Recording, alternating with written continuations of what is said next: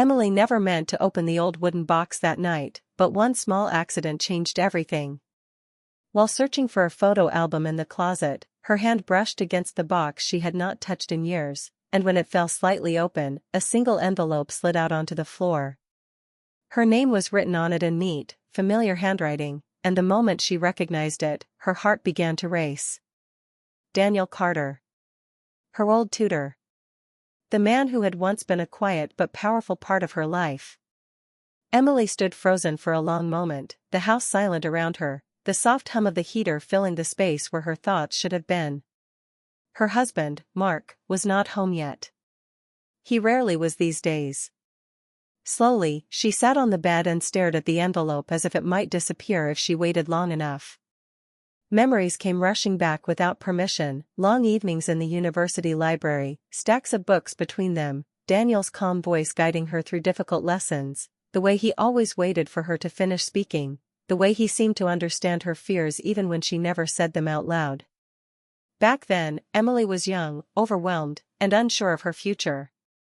Daniel was steady, thoughtful, and kind.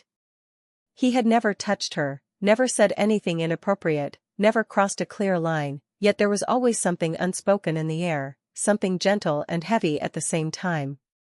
She remembered one particular evening when she struggled to leave after a session, standing near the door, hoping he would say something that would make staying feel allowed.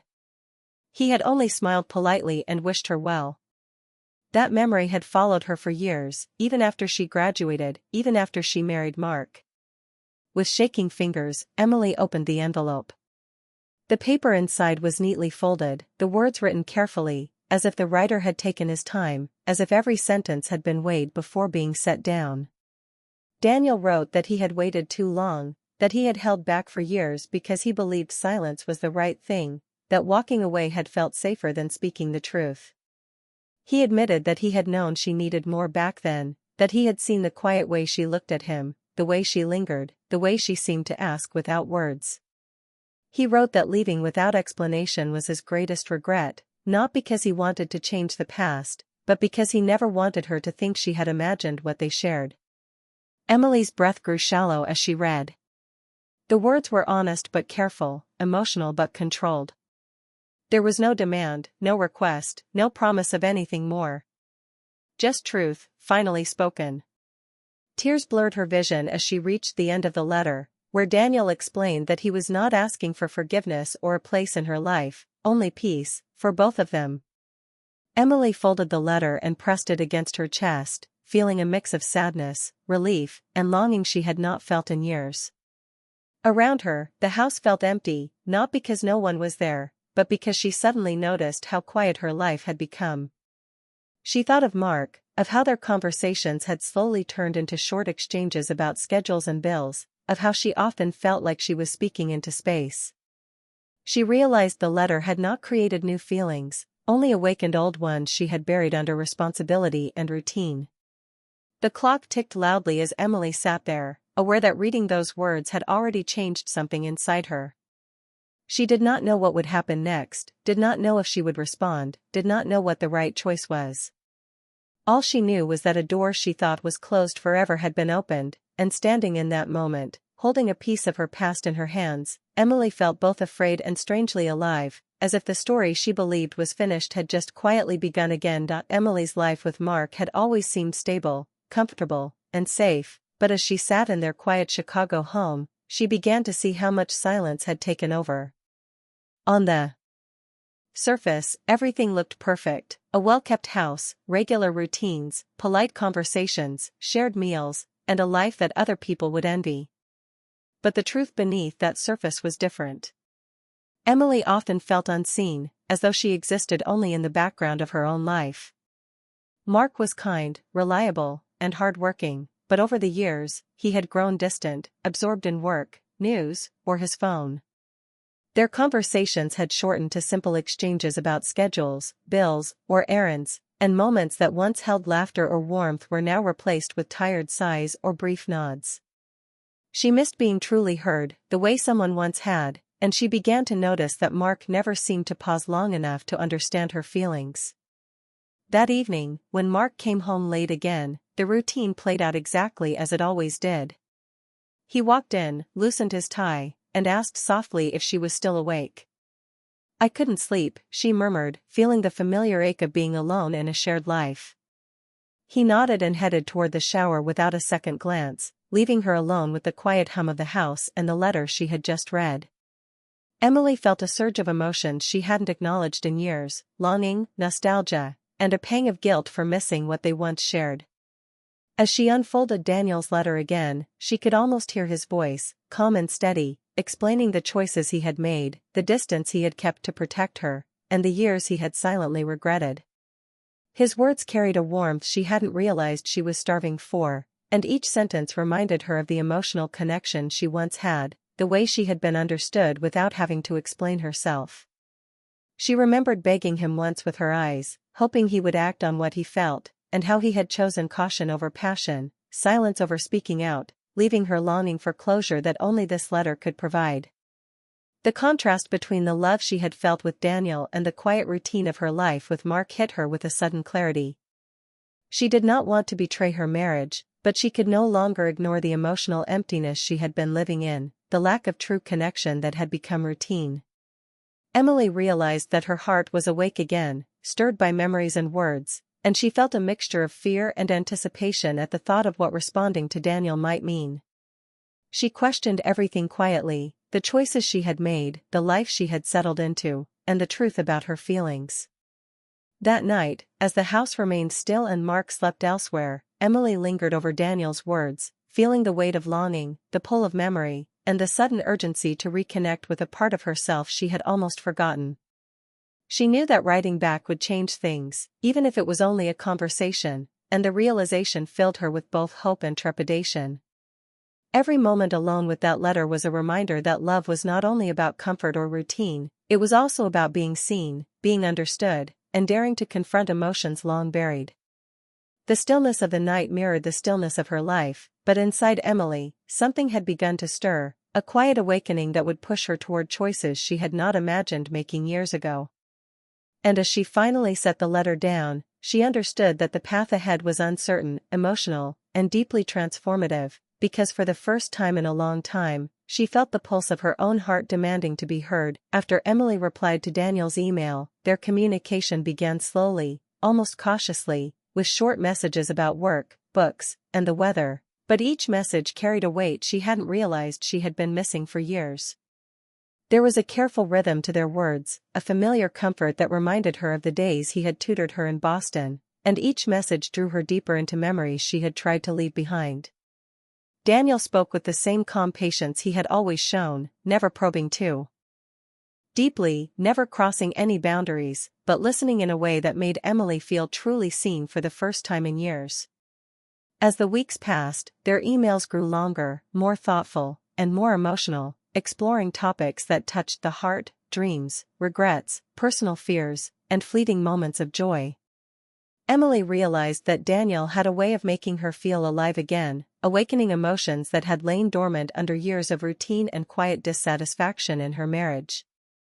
One evening, Daniel sent a message that stopped her in her tracks. "Do you ever think about who you might have been if life had turned slightly differently?" She stared at the screen, the question echoing in her mind, unearthing desires she had buried long ago. Without thinking, she wrote back, "Sometimes. More than I admit." From that moment, their conversations gained an unspoken intensity, a mixture of nostalgia, longing, and the recognition of a bond that had never fully disappeared. They never spoke of crossing lines, but the gentle care in Daniel's words and the ease with which he understood her feelings reminded Emily of what she had once begged for silently, the emotional closeness she had wanted when she had been young and vulnerable. Then came the invitation that changed everything. Daniel would be in Chicago for a conference. Emily reread his words many times, feeling her pulse quicken. Meeting him was dangerous, not morally, but emotionally, but she could not ignore the pull she felt, the curiosity to see if the connection they had shared years ago still existed. When the day arrived, she walked into the cafe near the river, heart racing, wondering if she would recognize him, if he would recognize her, and if the years apart had changed anything. Daniel entered, older but still the same in the ways that mattered most, his calm presence, the gentle light in his eyes, the smile that made her feel safe. They spoke for hours, as if no time had passed, exploring memories, their separate lives, and the quiet ways their paths had diverged and intersected. At one point, Emily whispered the question that had haunted her for so long: "Why did you leave like that?" Daniel's eyes softened, and he answered honestly, admitting he had stayed away to protect her, to avoid crossing lines he could not undo. Emily's voice trembled as she confessed how she had begged him without words, how she had wished he had stayed, how she had felt invisible and abandoned when he had walked away. Daniel's reply was gentle but filled with regret. He had wanted to act, but he had feared changing her life in ways he could not repair, and yet the memory of leaving her haunted him as much as it had haunted her. That day, sitting across from him, Emily realized the depth of her own longing, the ways she had missed being fully seen, and the quiet truth that emotional connection could be as powerful as physical presence. She left the cafe with a mixture of exhilaration and unease, understanding that their reunion had awakened feelings she could not simply ignore, and that the path ahead, whether back into her marriage with renewed honesty, or towards something entirely different, would require courage, clarity, and the willingness to confront truths she had long avoided. Emily returned home from the cafe feeling a swirl of emotions she had not experienced in years, her heart both lighter and heavier at the same time, knowing that seeing Daniel had awakened a part of her she had almost forgotten. She did not touch him again, did not lean in, did not cross any lines, but the quiet intensity of their meeting had already shifted something deep inside her, making her notice the cracks and silences in her marriage with Mark more clearly than ever before. That night, as she prepared for bed, she reflected on the years she had spent with him, years of routine, politeness, and emotional distance, and she realized that while she loved Mark in his own way, she had neglected the most important part of any relationship: emotional presence and honest connection. The next morning, Emily felt a new clarity, a determination to confront the truths she had been avoiding, and she asked Mark to sit and talk with her, choosing honesty over silence for the first time in a long time. She spoke carefully but openly, explaining that she had been feeling lonely, unseen, and disconnected, not blaming him but expressing the deep ache of being unheard, and Mark listened in a way he never had before, putting down his phone and focusing entirely on her, recognizing for the first time the impact of their emotional distance. Emily realized that love required awareness and effort, that marriage was not just about shared schedules and routines but about truly seeing and supporting one another, and that acknowledging her feelings did not mean betrayal but a chance to renew their connection. After this emotional conversation, she wrote a final message to Daniel, expressing gratitude for his presence in her life and the way he had helped her recognize her own needs, but also stating that she could not live in the what-ifs of their past, that she needed to focus on the life she had built and the choices she wanted to make moving forward. Daniel responded with warmth and understanding, offering her closure and encouragement, and Emily deleted their messages not out of shame but to honor the lessons they had taught her and to close a chapter that had already fulfilled its purpose. Standing by the window that evening, looking out at the familiar street bathed in the golden glow of sunset, Emily felt a quiet strength settle within her, knowing she had made a conscious, brave choice, to stay present, to nurture her marriage, and to live fully awake rather than in longing or regret. She understood that infidelity was not always about actions but could begin with silence, unmet needs, and unspoken desires, and that confronting those truths with honesty was the most romantic and courageous act of all. In that moment, Emily embraced a sense of peace, realizing that love required presence, courage, and attention, and that she had finally reclaimed both her voice and her heart, choosing a life of emotional honesty, connection, and hope for the future.